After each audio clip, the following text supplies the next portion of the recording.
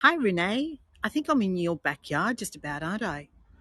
I know you're from up around this part of Sydney. Hi, Cheryl. All right, so we're at the edge of St Ives, and we're meeting today in the grounds of the Kuringai Wildflower Reserve. So I'm outside the visitor centre. We're going to go inside the visitor centre first. I've got a bit of a treat for you. I've managed to tee up something pretty special before we actually go on our wildflower walk.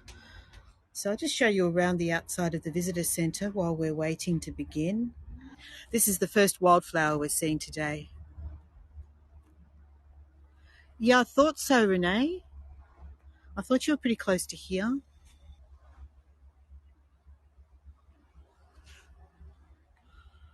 I'll check with my mum and dad. I've got them with me today, so we'll see.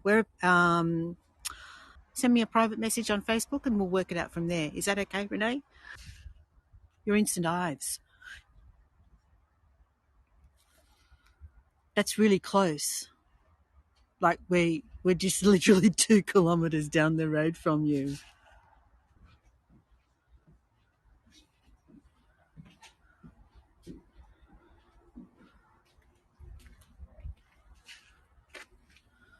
I'm just going to walk around the corner here and show everyone what we could expect to see today.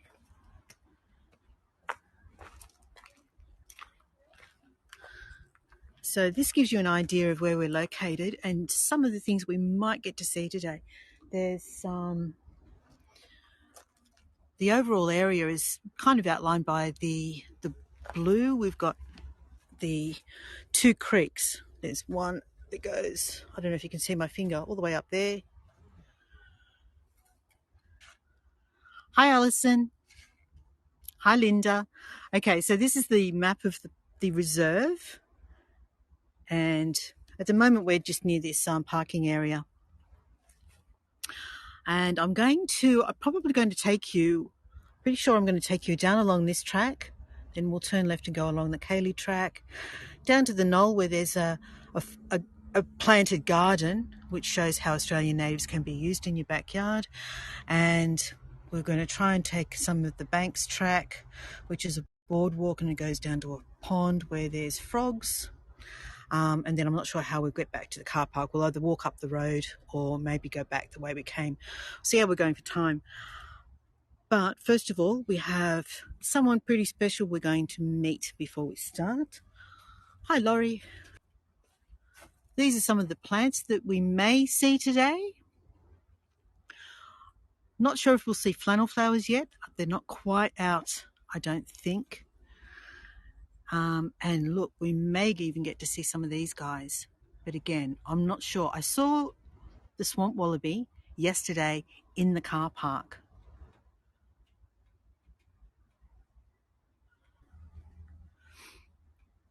And I don't think we'll get to see the sundew because I don't expect that we'll be going along the kind of track where we'd see those. But these are native insectivorous plants. And across the top here are some of the other plants that feature in the gardens.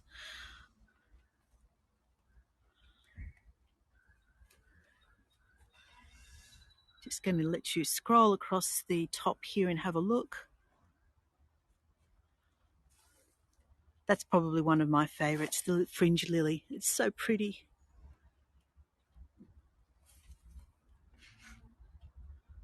Oh, they've got so many things really cheap here. We'll actually go out. I assume you've been out to the nursery. Mum and Dad don't want me to film them, so we'll skip past that. Hi, Becky. Hi, David. Hi, Anne.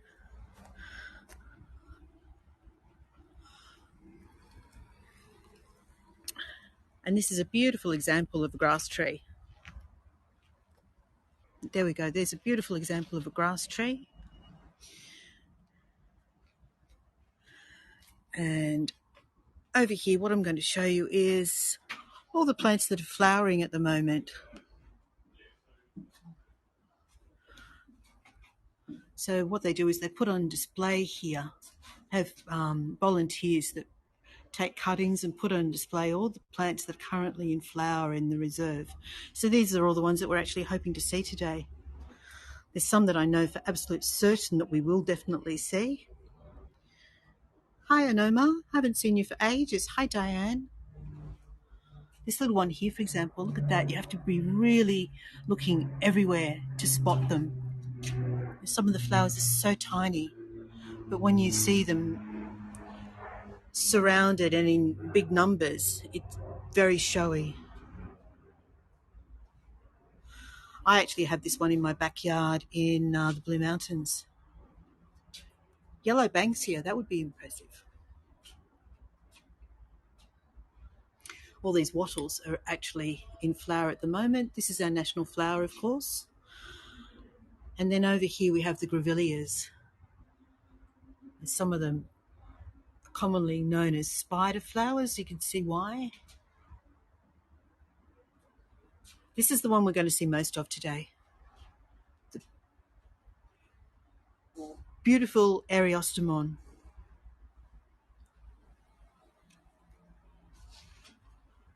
Hi, Marty. Hi, Carol.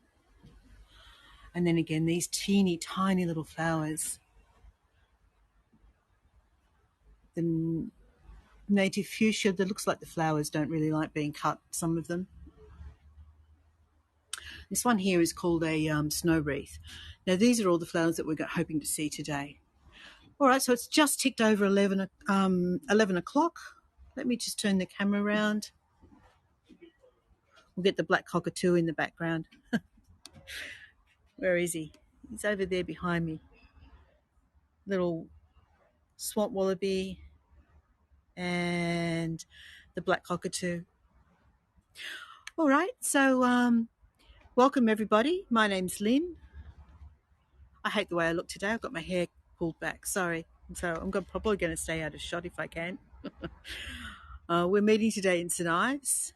And before we begin, I'd like to acknowledge that we do meet on the traditional lands of the Gadigal people and pay respects to their elders past, present and emerging.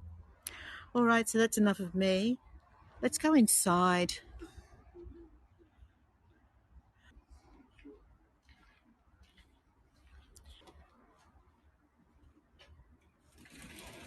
Okay, so inside the shop here,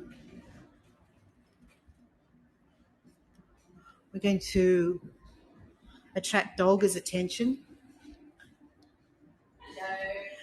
Hi, Olga. How are you? And Olga's really kindly agreed to introduce us to a special friend here today.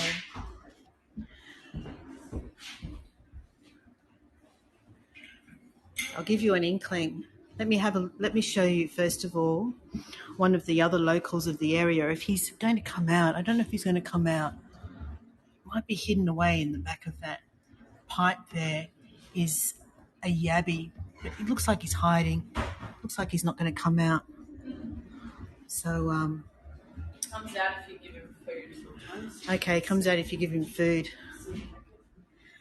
But we're here to see this guy. Look at Charles. Does anyone have a guess at why he's called Charles?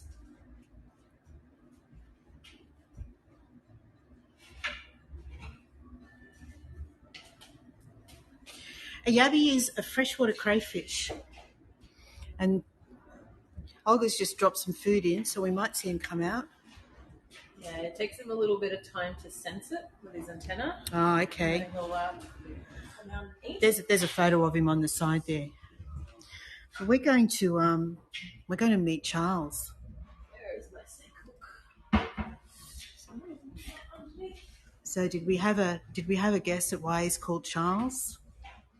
He's named after someone pretty famous, actually. I'll let Olga tell you the story of how he comes to be here. Hi, Judy. Hi, Melissa. Who else joined? Hi, Joan. Hi, Terry. I might take him outside. Take him outside. Ooh. Yeah, give him a nice stretch, some enrichment, some time in the sun. There's not a lot of sun today. Hello.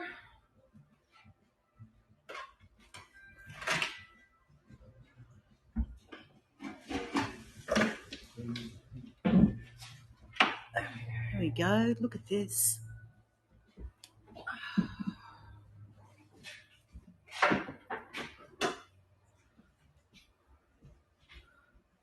He's beautiful.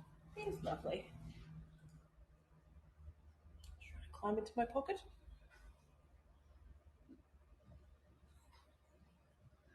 So everyone came here expecting to see wildflowers, and they're getting an extra special treat. Look at this. Isn't he beautiful? Good morning, Charles. Charles is a Darwin carpet python. So he's got that lovely bifurcated tongue. You can see he's flapping it at you. So it's forked for the same reason that we've got an ear on either side of our heads. Yep. He's got two tongue tips. It allows him to basically smell directionally. Right, that's why they have a forked tongue. Yeah. He's very active, isn't he? Oh, yeah. It's all the new smells, climbing around. You'll notice he never blinks. He doesn't have eyelids. His eyes are actually covered with a scale. That when he sheds his skin, he sheds that scale too. Oh, okay. Yep. And underneath the sides of his chin, you'll see like little holes. Yes, yes. Like a little indent. Those are his heat pits. So he's able to sense like a thermal image of his surroundings. Okay, yep. So he'll be able to figure out where there's a warm-blooded animal for him to eat. Not me, thank you. No. He'll eat something up to about the size of a brush-tailed possum. Okay, yes. So he can stretch his mouth out really, really wide. They don't actually dislocate their jaw because, I mean, as you know, if you dislocate something, it doesn't really work. Yes. But they don't have a connection under their chin. Okay. So you've got a single jawbone, and he's got two separate ones with lots of muscle on the sides. And he's got really stretchy skin just under his chin. Just see a little flap. Having trouble exposing at the moment. There we go. Yes, I see it. Little flap of skin there, and it can stretch so wide that if we would have been able to stretch our mouths that wide, we'd be able to eat like a large watermelon in one go. Goodness. So what do we feed him here? What does he get? Rats. So we get our rats delivered. They're already frozen, already euthanized. Right. It's actually illegal to feed live in Australia. Is it? Okay. Yeah. Yep.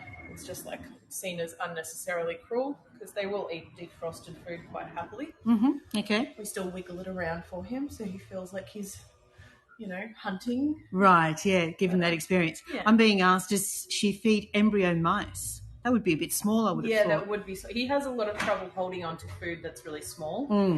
Plus, really, like baby mice, pinky mice, they call them.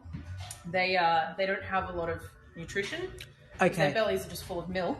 So you really need a lot to sustain them. Yeah, they don't have a lot of bones either, so he wouldn't even get the calcium requirements that he would need. Yeah, of course. Why don't we go put him on the ground, see if he moves around for a little bit. He's not going to run away, is he? He doesn't have any legs. That was a joke, folks. It's not a boa constrictor. Well, it's a constrictor. Yeah, it's a type of constrictor. It's a python. So boids are different from pythons. Just a completely different family. We don't have any boids in Australia. Only pythons. And this is the most common species of python in Australia. In fact, Morelia spilota, the carpet python, they're all the same species all around the coast of Australia. This one's from Darwin, so he's a different subspecies. But technically, he would be able to interbreed with the diamond pythons that we find here in Sydney. Oh, okay, really? Yeah, so it's only geography that separates them. Yeah, there's a little bit of genetic difference, but not enough for it to be considered a separate species. Yeah, right.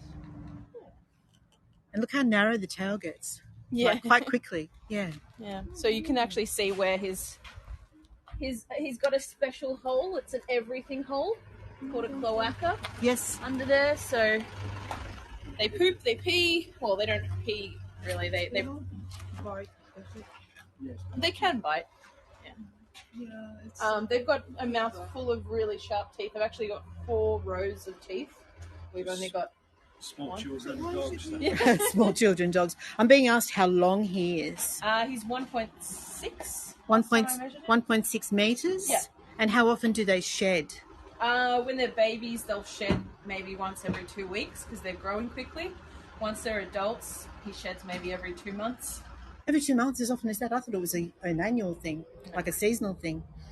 It also depends on how much I feed him. Right. So it's more to do with growth rather than Yeah. season. Yeah, okay. He's full, yeah. He got fed about 3 weeks ago. He could go about easily a year without needing to eat. We feed him every month or two. Right. Just because we use him for encounters, so he's actually using his body, he's climbing around, he's active.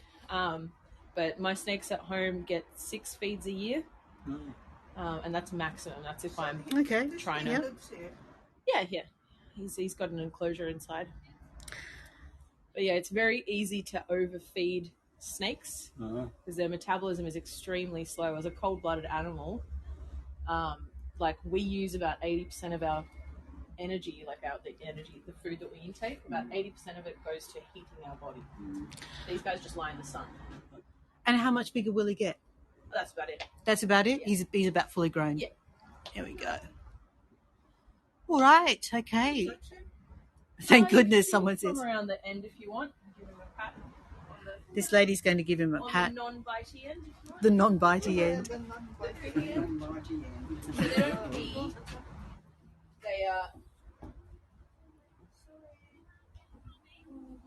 They produce urate instead of urine.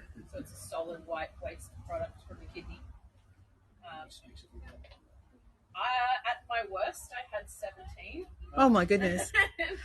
All right, folks, we might carry on to our wildflower tour and leave Olga to spend more time. Guys. Thank you so much. Yeah. Thanks, Olga. Bye. Bye. Bye, Charles. I'm down to 5. Bye, Charles. I've also got a lace one. Oh, sorry, one last question. How long do they live? About 20, 25 years. There we go. Yeah. All right. No worries. See ya. I'll head off. Thank you. Well, guys, how was that? We got to meet Charles. Let me just make an arrangement with my parents before I take off. Here in half an hour. Okay, so let's take off and have a look, see what wildflowers we can find. Did everybody enjoy meeting Charles?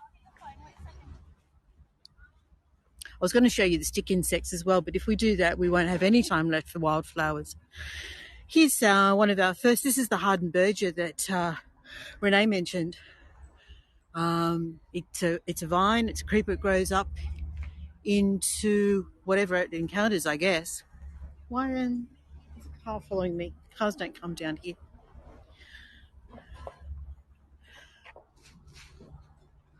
I was brave. I'm not scared of them.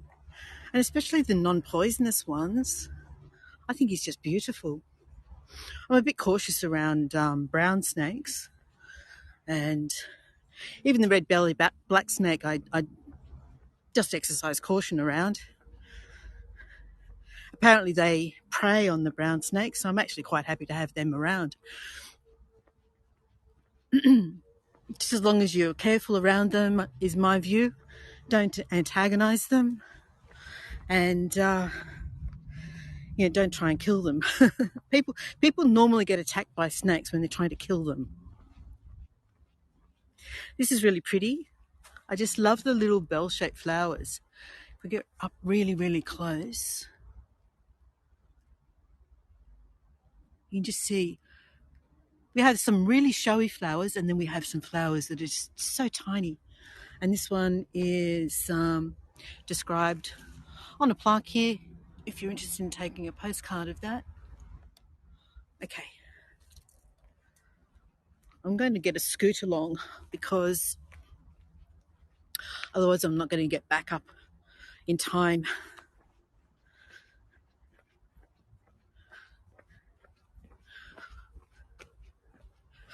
Renee, if you stay till the end, I'll make a little quick arrangement with you when we get to the end, if that's okay.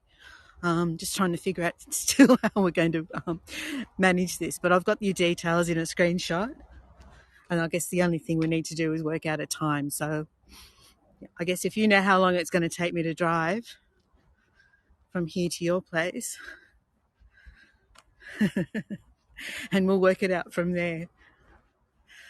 All right, I think probably what we'll do is let's stop first of all and have a look at these gorgeous Eriostemon, and that is the pink wax flower. And you can see that they're really coming out just in this part here. Such a pretty flower. The colours are beautiful.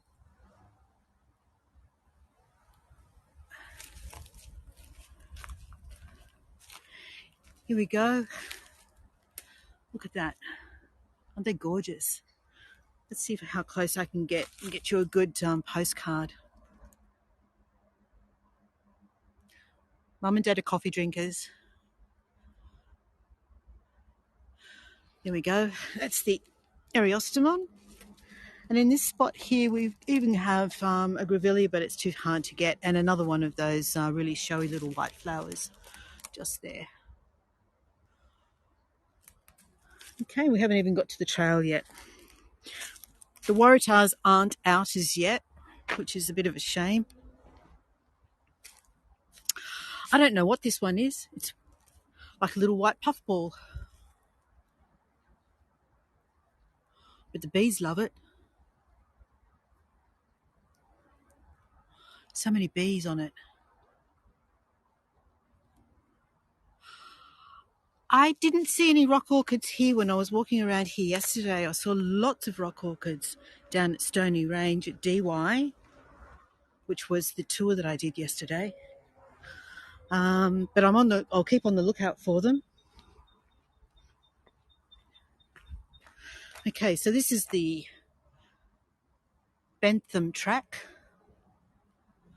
And I should have allowed you to take a postcard of why all the tracks are named as they are. Never mind. Maybe when I get back, remind me and I'll do that. Okay, so at this point we do need to take some care and caution. It's an uneven path and it's covered with the needles, I suppose you call them, from the casuarinas, so it could be slippery. I came back up this way yesterday.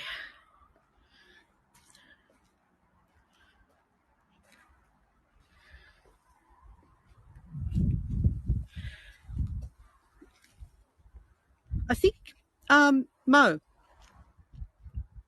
I love the wildness, the untamedness, if you like, of our natural environment. It's a complete contrast to the more formal gardens that favoured by, in the Northern Hemisphere particularly. But of course we've adopted those as well, and they've thrived in Australia as well. The beautiful showy exotics from the Northern Hemisphere. And I'm going to take you in a few weeks to a garden festival in the cool climate of the Blue Mountains. So you can actually see gardens that have incorporated the exotics from the Northern Hemisphere and included them with Australian natives. It's it can work really well, but I just love seeing them in the wild here too. Just saw an unusual bird. Let's see if you'll stay still for me. Is he still there? Not sure. He might have gone. Okay. As you can see, there's a lot of these pink wax flowers along this trail.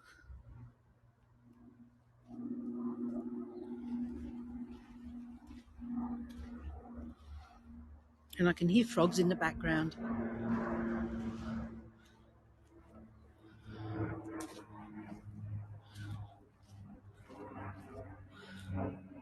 Oh, my knees got a workout yesterday. And I've been on a tour already this morning down at the beaches. So I'm trying to look after my legs and knees today.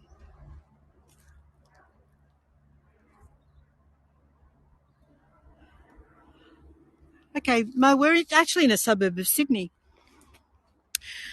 St Ives is, Renee will correct me here, I think we're around about 15 kilometres north of Sydney, north and slightly west. So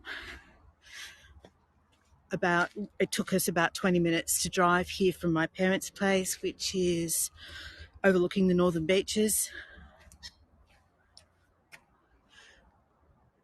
Were you down at the beach with me this morning, Susan? We had no sunrise this morning. It was a bit of a shame, but it was still beautiful.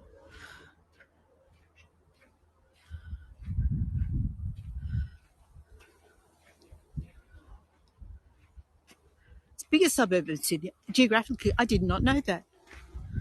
Okay, so at this point here, I have a choice. I can take the Cayley track or I can continue on the Bentham track. And it tells me that we are 3 minutes from Lambert's Clearing going to my right, or 4 minutes going to our left. I'm actually going to take the left track. Let's see where it leads.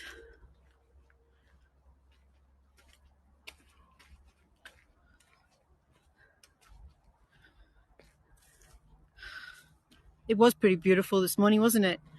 I was worried that people were going to be disappointed, but the surf was lovely. We saw a few surfers. I actually took some video when I got back to the car.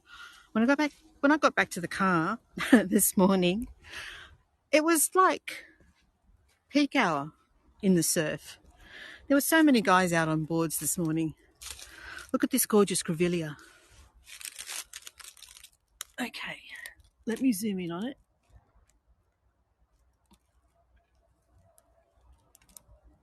It's one of the ones they call, I think it's gone out of focus. Let's see if I can fix that. Find a better one. They call it a spider flower. Here's one here.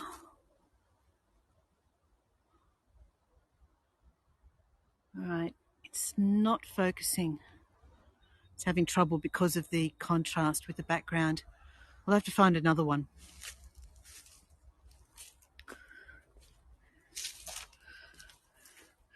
Yes, there was so many surfers out when I got back to the car.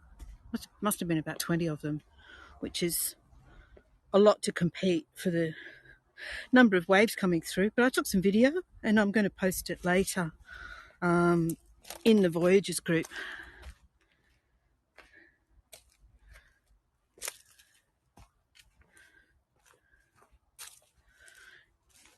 Okay, just taking a lot of care on this track. It's quite uneven, very rocky. If it was in a workplace environment, they'd go ballistic for the the trip hazards. This lovely grass tree here.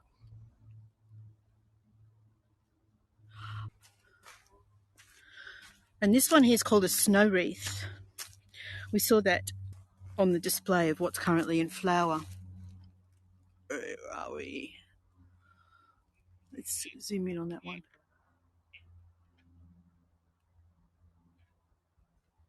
The botanical name of that is Woolsea.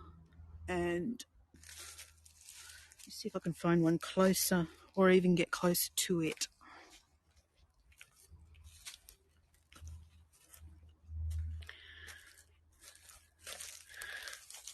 I don't like moving too far off the trail in these sorts of places.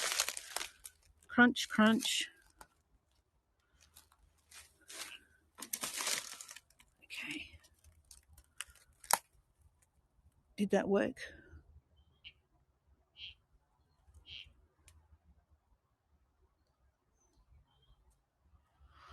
I think that worked. Just needs to stop moving around in the wind. I hear a frog very close.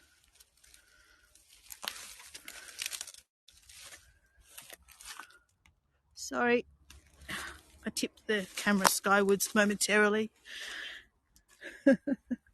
There's a little watercourse here, so I'm guessing that's where the frogs are. It's a creaky one. Thanks, Barbara. Okay, let's be careful on this slippery, wet track.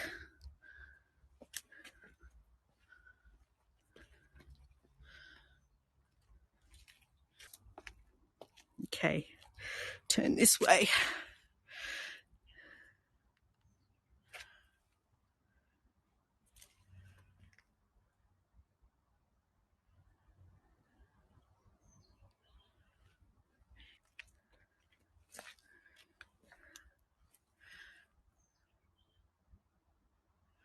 Okay, all right. We get a little bit of a reprieve here. The track's a bit easier for the moment.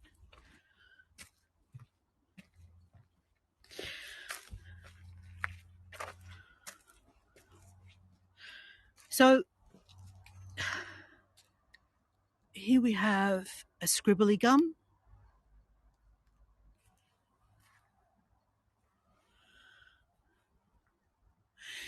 Anyone who remembers Matt doing tours at the very beginning of the year, the end of last year, Matt used to love to go bush and talk about scribbly gums.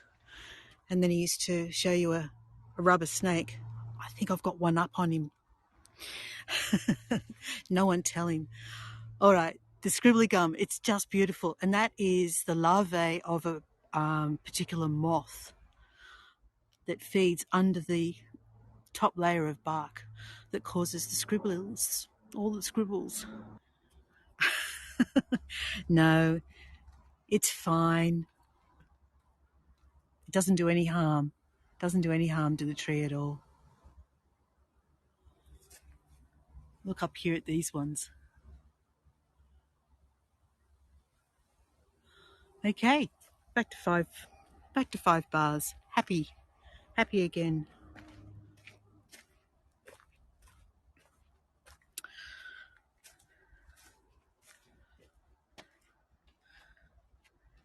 I guess you could describe the Australian bush as being somewhat tortured. Here's an example. Look at this.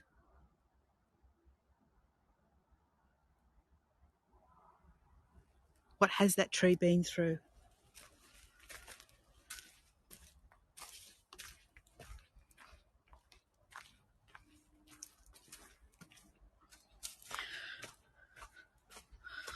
Okay.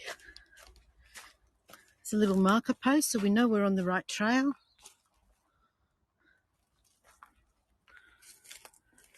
There's no one else down here, so if anything happens to me, I'm relying on you guys to alert the authorities. Here's another tortured tree. Look at this one.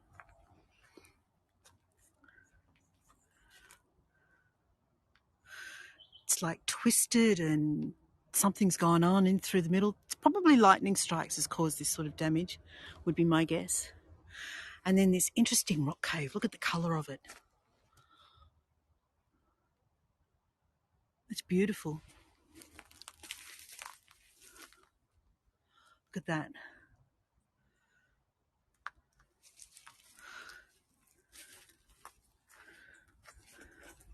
Over here is the first yellow flowers, but I can't really get close to them. I'll see if I can zoom in on them for you. It's not a wattle. I think it's something called a bossia. It's kind of a pea-shaped flower. Really pretty.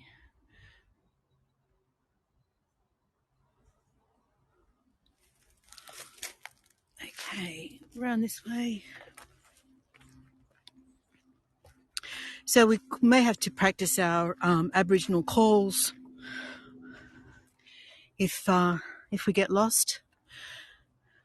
I'm sure some of you would know what that is. We've got lots of bees here in this wax flower. Hi, Inna. Hi, Lorna.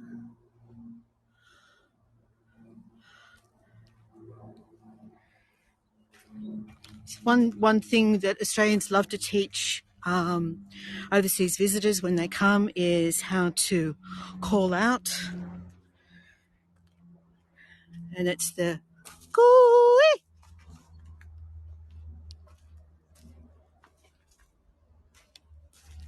You got that? Is everyone practicing?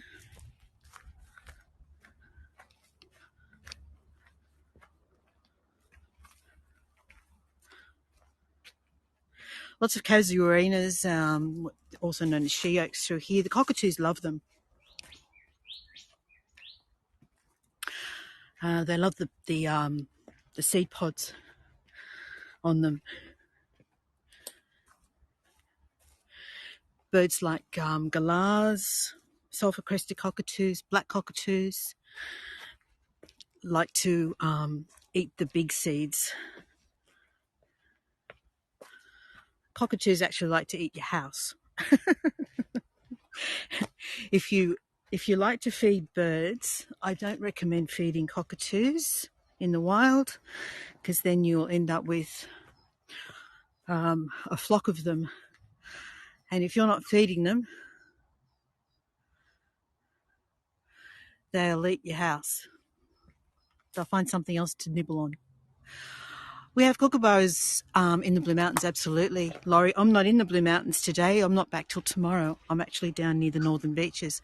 And yes, we saw a kookaburra here yesterday as well.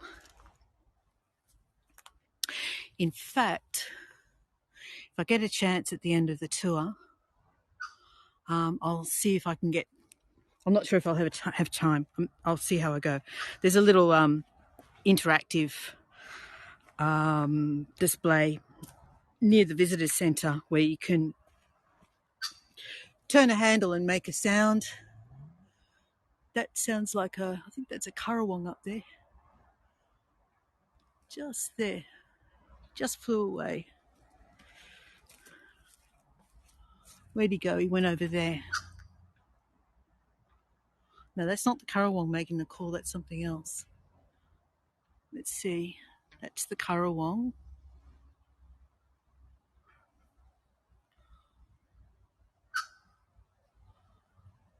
Oh, sorry, beg your pardon. I misunderstood what you were asking me, Laurie. No problem. Yeah, we have kookaburras.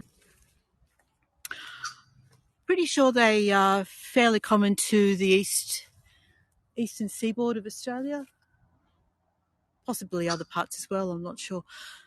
I want to show you this. This is called a Gaimea lily. This isn't this season's flowers. They get very red when they're in season. So this is last year's flowers that have finished. That's how big they are. When it's in flower, it's very bright red.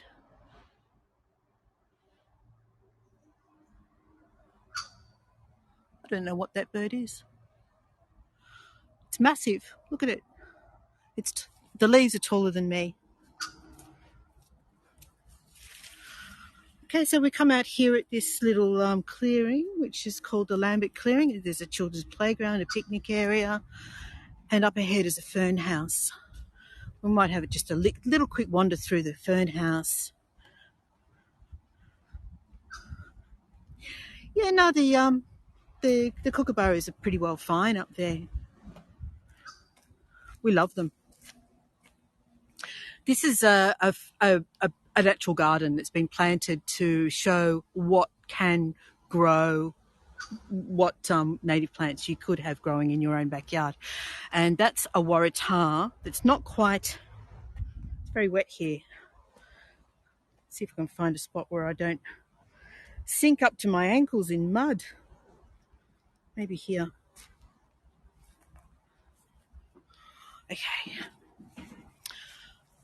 That there is a waratah that's just about to come into flower. The tall one. It has 2 buds on it. Do you see those? So when those open up, they'll be big, red, showy, gorgeous flowers.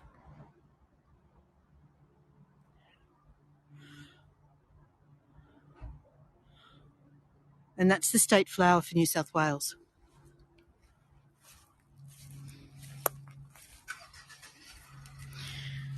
All right. Have I trapped myself here? This muddy grass. You knew a guy who had a wild kookaburra come around to his balcony daily because he knew he was getting fed. Oh, that's really nice. They're gorgeous birds. You have to be a little bit careful about what you feed the native birds. There's stories of magpies that have ended up with deformed beaks because they're getting the wrong kind of nutrients and the imbalance of nutrients. This is a stunning, I think it's a staghorn, it could be an elkhorn. Look at the size of it.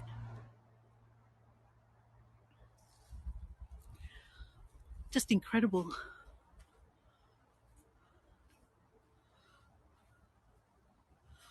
Oh yes, they like to say good morning. We'll have a little quick look in the fern house. If I can open this gate. There we go.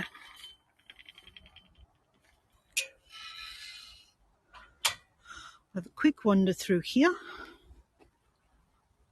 Very pretty.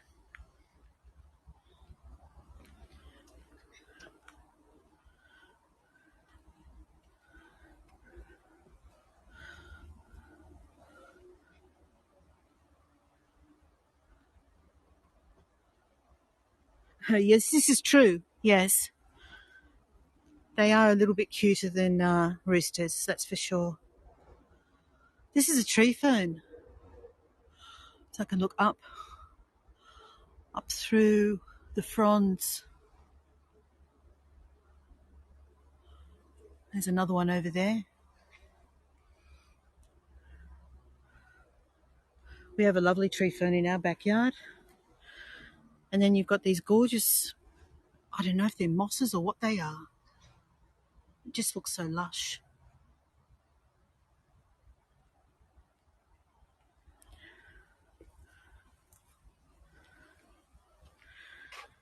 Popular landscape painters.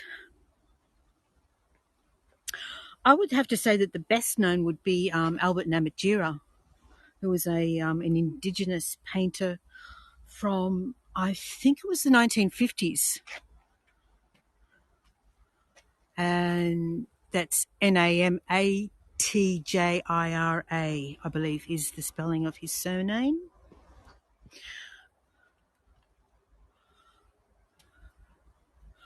Now, he painted a lot of gum trees and rock formations and in the sort of the, if you can imagine what the colours would look like in the early morning when it's still sort of quite soft, the light.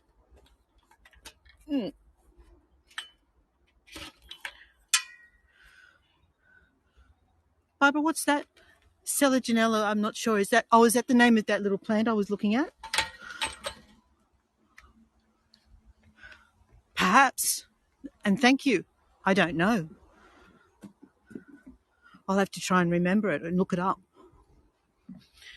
So we're on the Banks track now, and I'm going to head towards the pond. I'm going to see if we can find some frogs. I've been told how to look for them because apparently they're tiny. Here, look, this is this yellow one.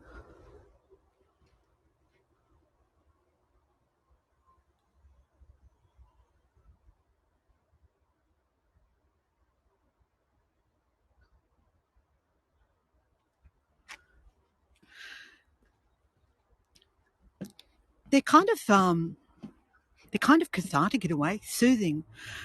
Ferns always make you feel cool, calm, tranquil.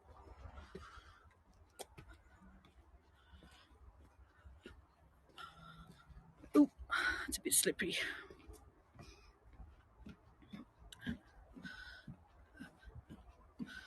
All right, I'm trying to hurry up a little bit. I've taken too long somewhere. Not sure where, doesn't matter. Probably with Charles. Here's some more wattle.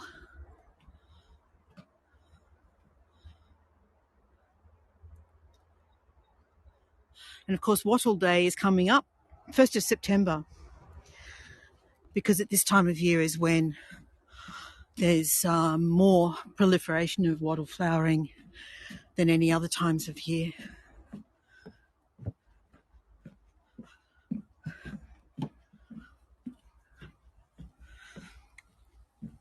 So this sign up ahead tells us that the area to the left of us was completely destroyed by bushfire around about 30 years ago.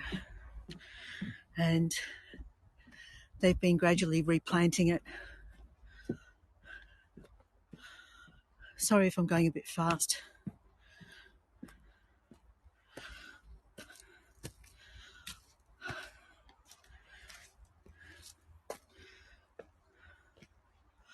Look at this tree. There's like nothing left of the base of the tree, but somehow it still manages to grow.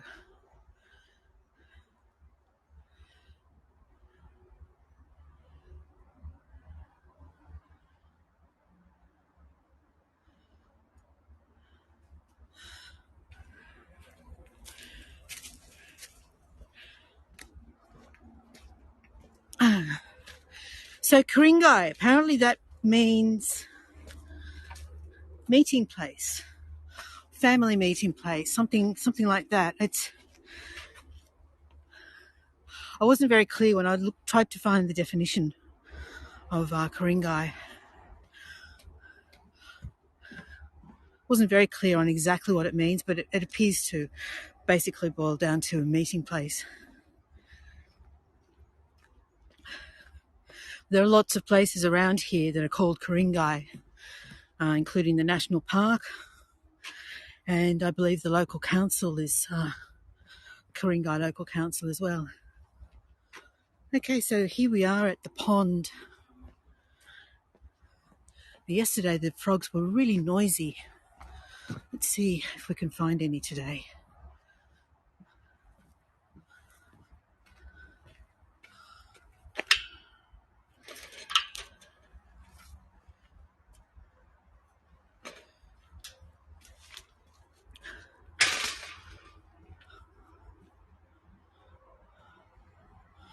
They're not being so vocal at the moment. Apparently it's not quite tadpole time, but we're not far off. Oh, I heard some just now.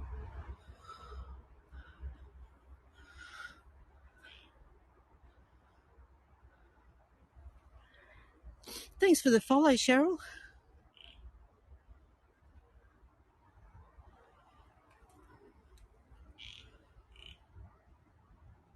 Okay, I can hear frogs.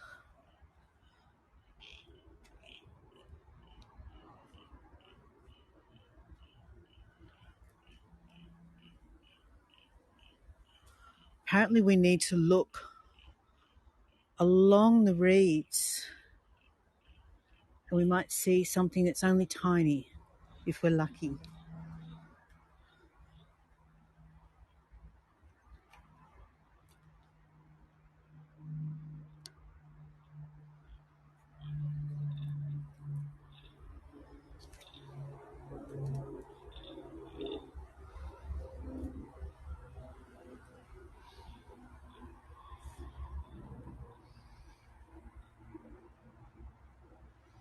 I don't have much confidence in my ability to spot without assistance.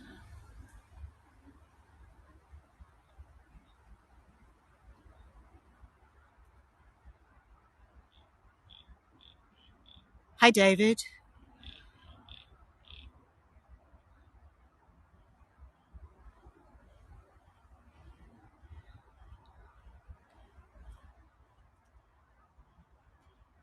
Yeah, I don't think we're going to see any because apparently they're just tiny little things.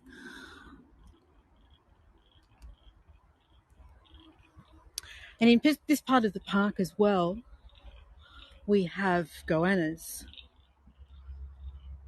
But again, I haven't seen any yet.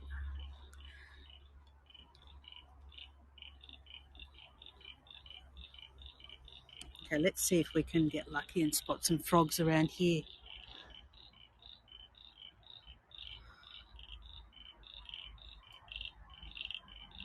No, I'm not seeing any.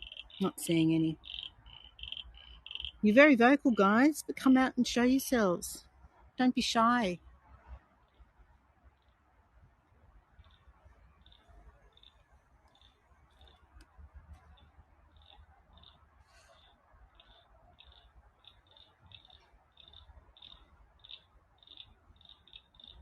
They make a lot of noise for tiny little things, don't they?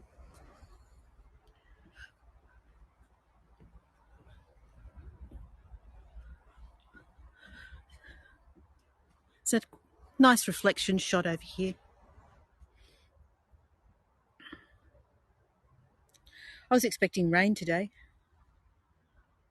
Now the sun's coming out. It's quite nice. There it goes. Sun reflected in the water. Where were you at 6 o'clock this morning?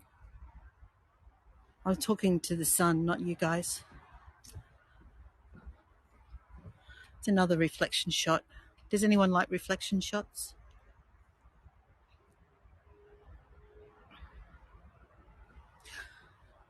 Okay. Let's head back up to the visitor centre.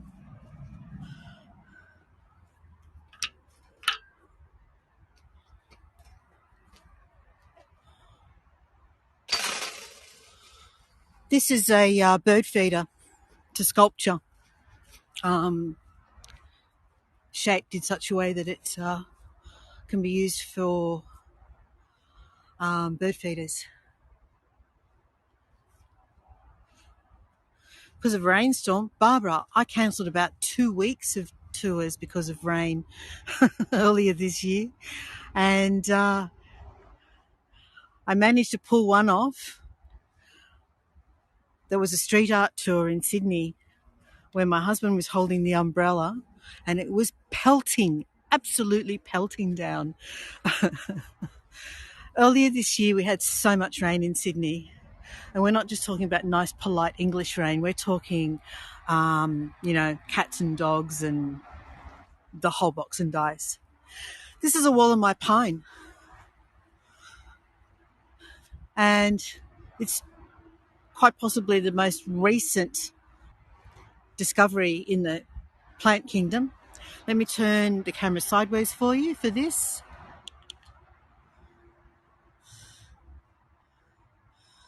Literally from the time of the dinosaurs.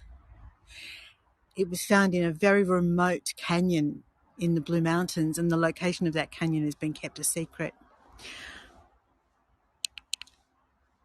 It was only discovered about 20 years ago. And I'm just trying to find which way I need to go. I think I go this way.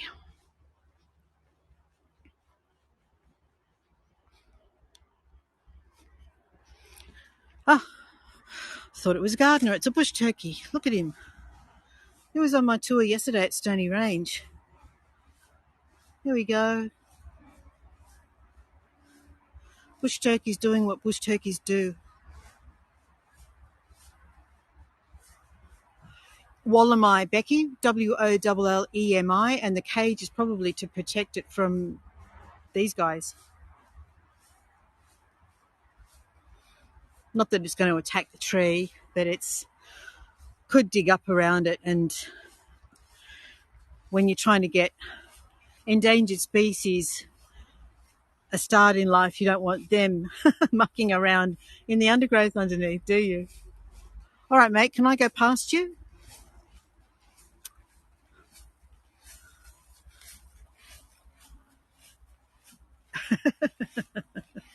I'm going to zoom out because I'm going to start walking. Yes, gardeners hate them, don't they, Renee? Excuse me while I walk across your leaf pile. All right, how far is it back up to the visitor centre by the road? I don't think it's too far.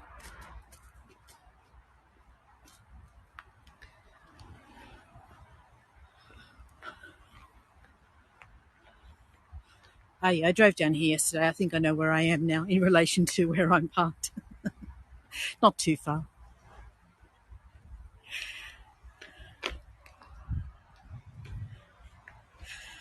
All right, so that about finishes us up. I'm just walking up the roadway back to where my car is and where my parents have parked themselves. What's all this? I'm not sure if I did this right, but I was trying to create a link to a picture of a teeny tiny frog. It's actually looks bigger than it is because zoomed in on it. Thanks for sharing that, Cheryl. I won't be able to see it until I finish up and go back through the comments later. But other visitors, other voyagers might be interested in checking that out.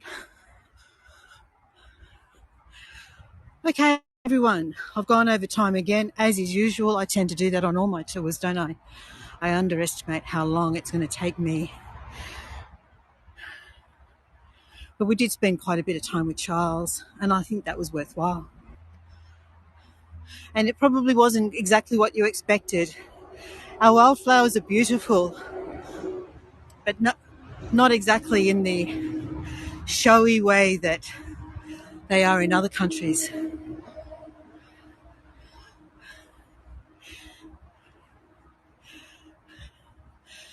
Okay, so this afternoon what I'm going to be doing is I'm going to check out, I have to show you this. That is a termite nest up in the tree. Hi, Rosie. Hi, Mary Lou.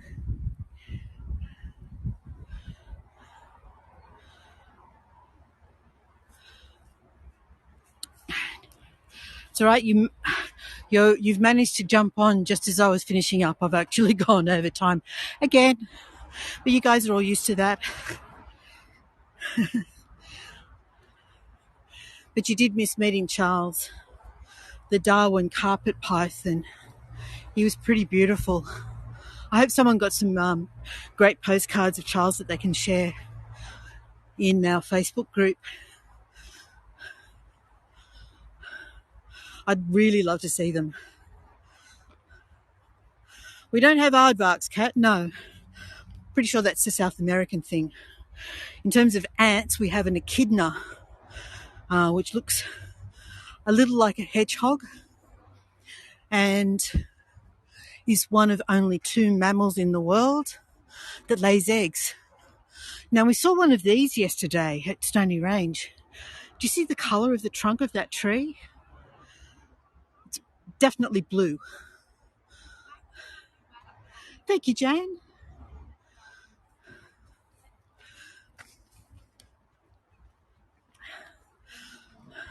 So this afternoon I've been going down to Narrabeen Lagoon to test the signal. Well, I don't know why I bother. I tested the signal yesterday. It was perfect. Got down to the beach this morning and it was rubbish. Oh well, that's what we deal with. And there's the red gum. So we had a blue gum just down there and a red gum just here. Oh, there's another one, blue one right behind it. Distinctly blue and red.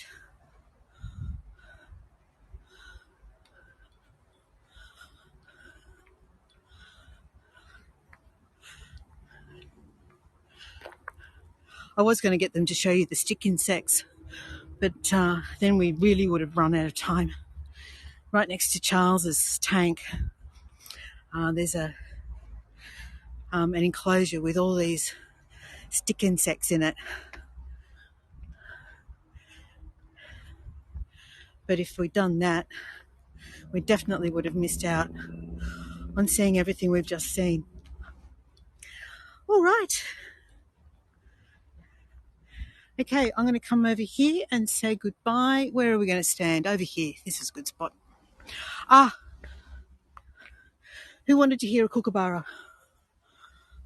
Let me see if I can figure out which one he is. I'm not going to do all of them. Kookaburra, where are you? Well, they don't even have a kookaburra on this one. All right, let's just pick something. We'll start with number 4. Until the message plays.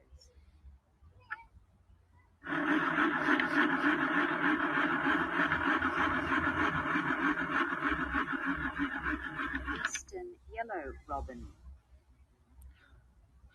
This isn't working very well. Oh, wait on. Okay, that was an eastern yellow robin, which is that little guy there.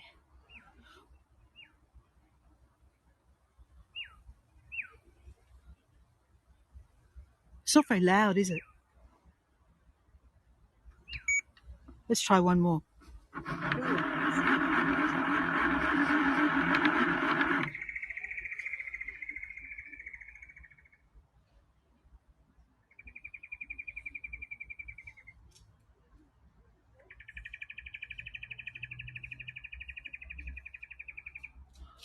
She didn't tell us what. Oh, no, you can hear it? She didn't tell us what it was, though, did she?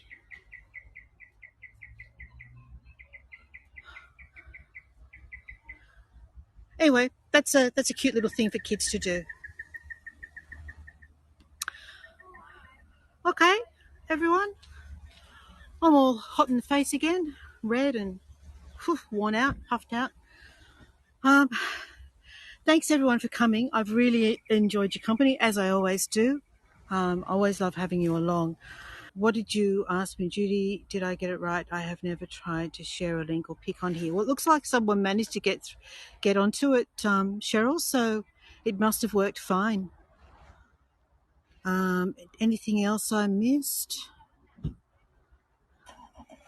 Okay, so Renee, I will check my Facebook messages once I get off here. Thank you, Marie. I appreciate it. Can teach. Hey, we can always learn something. There's always something new to learn. That's why we do these tours. All right. Thank you so much, everyone, for joining me. Once again, I've enjoyed your company, and thank you for coming along. I'm going to finish up now. It looks like we're going to go and have coffee and tea with Renee, which would be lovely. See you tomorrow morning at Narrabeen Lagoon, everybody. And next week I'll be doing the kangaroo spotting. Keep an eye out for that one. All right. That's my car, Renee. That's what you're looking for. See you later. Bye, everybody.